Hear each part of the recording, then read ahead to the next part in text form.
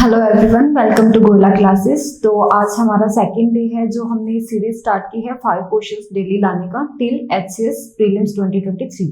ठीक है, तो आज सेकंड डे है। वो स्टार्ट करने से पहले मैं आपको बताना चाहूंगी कि गोला क्लासेस आपके लिए लेके आया है Sarv Gyan all Haryana free scholarship test. ये जो टेस्ट है ये 25 नवंबर 2023 को ऑर्गेनाइज किया जाएगा, तो आप इसमें इनरोल कर सकते हो।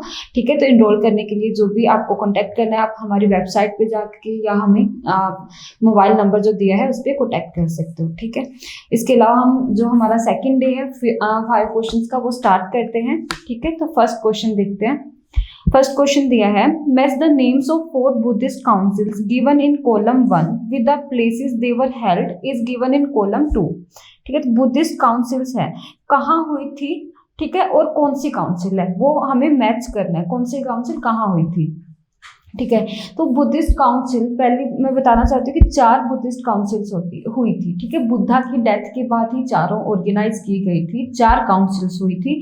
तो उन बुद्धिस्ट काउंसिल के अंदर बारे में हम पहले थोड़ा सा देख लेते हैं कि जो फर्स्ट बुद्धिस्ट काउंसिल थी, ठीक है, वो हुई थी राजगृह के अंदर। राजगृह के अंदर हुई थी, उसको जो किंग था जिसने पैट्रोनाइज किया था, जिसने ऑर्गेनाइज कराया था, तो किंग का नाम था अजात शत्रु। ठीक है, तो फर्स्ट जो काउंसिल थी वो हुई थी हमारी राजगृह के अंदर।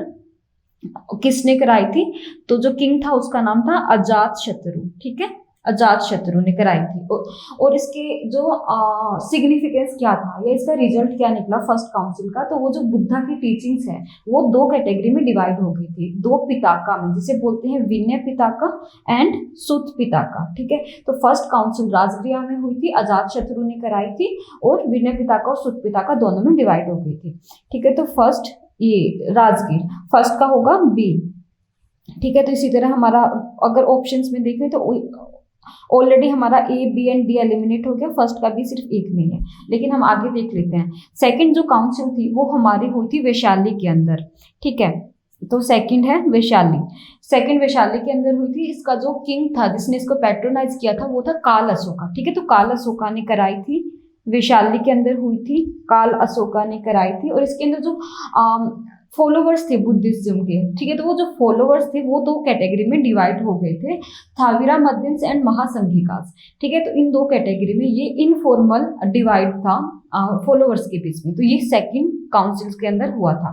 थर्ड काउंसिल जो थी वो पाटलिपुत्रा में ऑर्गेनाइज की गई थी, और ये कराई थी किंग अशोका, जो कि मौर्य रूलर था अशोका। तो अशोका ने थर्ड काउंसिल ऑर्गेनाइज कराई थी पाटलिपुत्रा के अंदर। इसके अंदर जो त्रिपिताका है, त्रिपिताका क्या है, विनय पिताका, सुत पिताका एंड अभिधाम पिताका। विनय पिताका एंड सुत पिताका तो अभी आपने देखा कि सेकंड काउंसिल के अंदर आए थे, सेकंड काउंसिल का रिजल्ट था विनय पिताका एंड सुत पिताका। इसके अलावा एक और पिताका है अभिधाम पिताका। ठीक है, तो तीनों को मिलाकर त्रिपिताका बोला जाता है। त्रिपिताका मतलब अभिधाम, विनय एंड सुत पिताका। तो थर्ड जो काउंसिल हुई थी, तो तीनों जो पिताका थे उनको पाली लैंग्वेज के अंदर कोट किया गया था, तो पाली लैंग्वेज में इनको ट्रांसलेट किया गया था, ये थर्ड काउंसिल में। नेक्स्ट लास्ट है फोर्थ काउंसिल। फोर्थ काउंसिल जो आपकी है वो कुंदल बन के अंदर हुई थी, ये जम्मू कश्मीर के अंदर है। ठीक है, इसे किसने ऑर्गेनाइज कराया था, तो कनिष्का ने कराया था। ठीक है, और इस फोर्थ काउंसिल के अंदर जो बुद्धिज्म का सेक्ट है वो 2 कैटेगरी में डिवाइड हो गया था, Hinayana Buddhism and Mahayana Buddhism. ठीक है, तो Hinayana Buddhism and Mahayana Buddhism क्या होता है, ये orthodox and heterodox type of divide है। कि हिनायाना बुद्धिज्म जो है वो बिलीव करता है ओरिजिनल टीचिंग ऑफ बुद्धा में, जैसे बुद्धा ने बोला था कि आइडल वर्शिप नहीं करनी चाहिए। ठीक है, ये सब तो ये सारा हिनायाना बुद्धिज्म वाले फॉलो करते हैं। ठीक है, और जो महायाना बुद्धिज्म है वो हेटेरोडॉक्स है, वो क्या करते हैं, वो बुद्धा को आइडल यानी मूर्ति के रूप में पूजा करते हैं। ठीक है, इसके अलावा और भी कुछ डिफरेंसेस है हिनायाना महायाना के अंदर, वो जब हम एंशिएंट हिस्ट्री के अंदर बुद्धिज्म जैनिज्म करेंगे तो उसके अंदर आपको कंप्लीट कवरेज कराई जाएगी। ठीक है, तो इस तरह से हमारा इसका आंसर हो जाता है सी। चलते हैं नेक्स्ट क्वेश्चन पे। नेक्स्ट क्वेश्चन आपका है, match the name of Kings given in column 1 with their appropriate dynasties given in column 2। तो किंग्स को उनकी डायनेस्टीज के साथ मैच करना है। ठीक है, किंग दिया है, डायनेस्टी के साथ मैच करना है। ठीक है, तो क्या है, पहला दिया है राजेंद्र, ठीक है, राजेंद्रा। तो अगर आप राजेंद्रा का याद करो कि कौन सी डायनेस्टी का किंग था, तो याद आएगा, अगर आपने एनसीएन में पढ़ा हो, चोला डायनेस्टी, इंपीरियल चोलाज हमने पढ़े थे। ठीक है, इंपीरियल चोला जो कि लगभग 9 से 13 सेंचुरी एडी तक इन्होंने रूल किया था। प्रेजेंट डे जो तमिलनाडु है बिल्कुल फार साउथ में, तो वहां इनकी डायनेस्टी हुआ करती थी, चोला डायनेस्टी। ठीक है, तो चोला डायनेस्टी का जो हमने देखा फर्स्ट इंपॉर्टेंट रूलर था राजा राजा वन चोला। ठीक है, राजा राजा वन चोला था, वो इंपॉर्टेंट रूलर था। उसने कुछ टेम्पल्स वगैरह बनाए थे, जैसे बृहदेश्वरा टेम्पल हो गया। ठीक है, बृहदेश्वरा जिसे राजा राजेश्वरा टेम्पल भी बोलते हैं। राजा राजा वन के बाद आया उसका बेटा राजेंद्र चोला, जो कि ये है राजेंद्र। ठीक है, तो फर्स्ट का होगा डी। राजेंद्र चोला जो था वो काफी इंपॉर्टेंट रूलर था। उसने जो चेरा और पांड्या डायनेस्टी थी उसको कंप्लीटली अनेक्स कर लिया था, अपने अंदर कैप्चर कर लिया था। इसके अलावा राजेंद्र चोला ने मलेशिया और इंडोनेशिया की भी कुछ सिटीज को इन्वेड किया और उनको कैप्चर कर लिया था, मलेशिया और इंडोनेशिया का भी। ठीक है, और इसके अलावा जो राजेंद्र चोला था उसका टाइटल था गंगाईकोंडा चोलापुरम। ठीक है, गंगाईकोंडा चोला ये इसका टाइटल था, और इसने एक सिटी बनाई थी जिसका नाम था गंगाईकोंडा चोलापुरम। तो ये राजेंद्र का टाइटल था। राजेंद्र जो था वो शैविज्म का फॉलोवर था। ठीक है, तो मतलब रिलीजन वाइज ये हिंदू था, हिंदू में शैविज्म को फॉलो करता था। ठीक है, तो ये कुछ चोला डायनेस्टी के बारे में और राजेंद्र के बारे में था। इसके अलावा चोलास की एक इंपॉर्टेंट चीज जो हम जानते हैं वो है नटराजा। नटराजा का जो स्कल्पचर है वो चोला डायनेस्टीज की देन है। ठीक है, चोला डायनेस्टीज की वजह से हमें नटराजा का स्कल्पचर बना है, जो शिव जी की डांसिंग पोजीशन में स्कल्पचर होता है, जिसे नटराजा बोलते हैं। तो वो चोला डायनेस्टी से हमारा आया। ठीक है, तो इसलिए चोला का आंसर होता है राजेंद्र, जो किंग था, रूलर था, वो चोला डायनेस्टी से बिलोंग करता है। ठीक है, नेक्स्ट आता है हमारा महेंद्र वर्मन। ठीक है, तो महेंद्र वर्मन जो था वो है हमारा पल्लवा रूलर। ठीक है, महेंद्र वर्मन होगा पल्लवा रूलर। तो सेकंड का हो जाएगा ए। पल्लवा डायनेस्टी जो थी वो लगभग 3rd से 9th सेंचुरी एडी तक रूल करती थी। ये प्रेजेंट डे जो तमिलनाडु और साउथ आंध्र प्रदेश वाला एरिया है, उस एरिया में हमारी पल्लवा डायनेस्टी हुआ करती थी। ठीक है, तो इनके जो ये ब्राह्मण्स को फॉलो करते थे, ब्राह्मणिज्म को फॉलो करते थे। ठीक है, तो हिंदू थे ये पल्लवा वाले भी। ठीक है, और इनका जो फर्स्ट इंपॉर्टेंट रूलर है वो है महेंद्र वर्मन। ठीक है, महेंद्र वर्मन इनका पहला इंपॉर्टेंट रूलर है। उसके बाद उसका बेटा आता है नरसिंह वर्मन 1, देन राजसिम्हा वर्मन, या जिसे नरसिंह वर्मन 2 भी बोलते हैं। तो इस तरह से उनके रूलर्स आते हैं। ठीक है, तो महेंद्र वर्मन 1 की बात करें, महेंद्र वर्मन की बात करें, तो महेंद्र वर्मन जो था उसने, अगर आपने टेम्पल आर्किटेक्चर पढ़ा होगा, तो जो साउथ इंडिया में टेम्पल आर्किटेक्चर का इवोल्यूशन हुआ उसकी हमने 4 स्टेज पढ़ते हैं।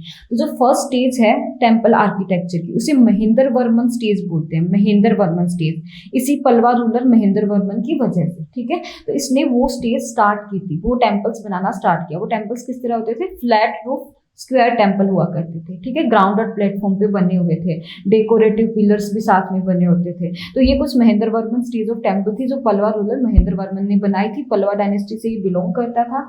ये ब्राह्मणिज्म को बिलोंग करते थे। ठीक है, ब्राह्मण्स वगैरह को, हिंदुइज्म को फॉलो करते थे। तो इनकी जो इंस्क्रिप्शन होती थी वो, इनकी लैंग्वेज क्या होती थी? तो प्राकृत और संस्कृत लैंग्वेज इनकी इंस्क्रिप्शन के अंदर यूज किया जाता था। ठीक है, तो महेंद्र वर्मन का आंसर हो गया हमारा पल्लवा रूलर। तो सेकंड राजेंद्र का था 1 का डी एंड 2 का ए। तो 1 का डी 2 का ए, ये ए और सी के अंदर है, इसलिए बी और डी तो एलिमिनेट हो गया। ठीक है, अब चलते हैं आगे। थर्ड ऑप्शन है अमोघ वर्षा। तो अमोघ वर्षा जो था वो राष्ट्रकूटा रूलर था। राष्ट्रकूटा यानी थर्ड का क्या आएगा? सी आएगा। ठीक है, तो राष्ट्रकूटा जो डायनेस्टी जो थी वो लगभग हमारा कर्नाटका, महाराष्ट्र और आंध्र प्रदेश वाला एरिया है उसके अंदर हुआ करती थी, लगभग 8th सेंचुरी एडी के अंदर। ठीक है, 8th सेंचुरी एडी के अंदर राष्ट्रकूटा डायनेस्टी एग्जिस्ट करती थी। राष्ट्रकूटा डायनेस्टी की अगर बात करें तो उसे फाउंड किया था दांती दुर्गा ने। ठीक है, दांती दुर्गा राष्ट्रकूटा डायनेस्टी का फाउंडर था, लेकिन उसका जो मोस्ट इंपॉर्टेंट रूलर था वो था अमोघ वर्षा। ठीक है, अमोघ वर्षा जो खुद भी था वो एक पोएट था। उसने एक पोएम लिखी थी जिसका नाम था कवि राजा मार्गा। कवि राज मार्गा। ठीक है, तो ये अमोघ वर्षा ने खुद लिखी थी। ठीक है, ये बाद में जैनिज्म में कन्वर्ट हो गया था। ठीक है। तो अमोघ वर्षा जैनिज्म में कन्वर्ट हो गया था लास्ट में, और जैनिज्म की जो एक रिचुअल होती है सल्ले खाना, जिसके अंदर आपको खाना पीना सब छोड़ना पड़ता है और इवेंचुअली आपकी डेथ हो जाती है, जिसे बोलते हैं सल्ले खाना। ठीक है, तो सल्ले खाना परफॉर्म करते हुए अमोघ वर्षा की डेथ हो गई थी जैनिज्म के अंदर। ठीक है, जैनिज्म रिचुअल सल्ले खाना परफॉर्म करते हुए उसकी डेथ हो गई थी, और किससे बिलोंग करता था? राष्ट्रकूटा से। तो ये था थर्ड का आएगा सी, राष्ट्रकूटा डायनेस्टी। ठीक है, तो लास्ट में हमारा क्या बचा? विष्णुवर्धना। ठीक है, तो विष्णुवर्धना का एक ही बचता है, होयसाला डायनेस्टी। अगर आपको नहीं भी पता है तो ऑलरेडी ये ऑप्शन एलिमिनेट हो गया, क्योंकि आपने देखा थर्ड का क्या है? सी। तो आंसर क्या होगा? ए। तो देख लेते हैं, होयसाला रूलर था विष्णुवर्धना। ठीक है, होयसाला डायनेस्टी कर्नाटका के अंदर थी, 10th और 14th सेंचुरी एडी के बीच में थी। उसका इंपॉर्टेंट रूलर था विष्णुवर्धना। ये जो होयसालास थे ये आर्ट एंड आर्किटेक्चर के लिए ज्यादा जाने जाते हैं। इनकी आर्किटेक्चर जो है वो बहुत फेमस हुआ करती थी। इनमें कुछ टेम्पल्स उन्होंने बनाए थे, जैसे कि होयलेश्वरा टेम्पल, होयसालेश्वरा टेम्पल हो गया, चना केसावा टेम्पल हो गया। ये जो दोनों टेम्पल है होयसालेश्वरा और चेना केसावा, दोनों यूनेस्को वर्ल्ड हेरिटेज साइट जो है इनको इसमें लिस्ट किया गया है 2023 के अंदर। ठीक है, तो ये आपकी चारों डायनेस्टी की बात कर ली हमने, और इसका आंसर देख लिया क्या होगा? ए। ठीक है, नेक्स्ट क्वेश्चन तक चलते हैं। नेक्स्ट क्वेश्चन क्या बोल रहा है कि in which rock edict Ashoka named in person and not by his usual title Devanampriya. ठीक है, तो क्या होता था कि अशोका की बहुत सारी इंस्क्रिप्शंस बनाई थी उन्होंने। ठीक है, इंस्क्रिप्शंस, तो इसके अंदर ना उसका अपना नाम यूज करता था। तो मोस्टली उन इंस्क्रिप्शंस के अंदर वो अपना नाम देव नाम प्रिया लिखता था, देव नाम प्रिया या प्रियादसी।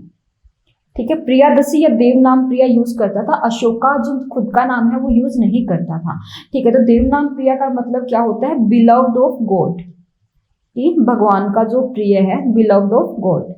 ठीक है, और प्रियदसी का मतलब क्या है? Pleasing appearance. ठीक है, कि मैं बहुत सुंदर दिखता हूँ, ऐसा उसका मानता था। तो अपने आप को वो अपीयरेंस, ठीक है, देवनाम प्रिय और प्रियदसी के नाम से डिनोट करता था अपने इंस्क्रिप्शंस के अंदर, लगभग सभी के अंदर। लेकिन कुछ उसकी इंस्क्रिप्शन ऐसी थी जिसके अंदर उसने खुद का नाम अशोका यूज किया। तो क्वेश्चन हमसे वही पूछ रहा है कि इनमें से कौन सी इंस्क्रिप्शन है जिसके अंदर उसने अपना खुद का नाम अशोका यूज किया और देवनाम प्रिय नहीं यूज किया।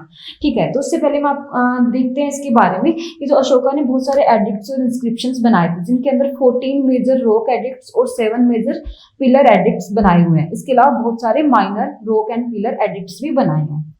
ठीक है, और ये इंस्क्रिप्शंस वगैरह मेनली क्या किससे डील करती है? तो जो अशोका का धामा था उससे डील करती है, प्लस जो अशोका की इंस्ट्रक्शंस थी ऑफिशियल्स के लिए, लोगों के लिए, तो वो सब इसमें लिखी जाती थी।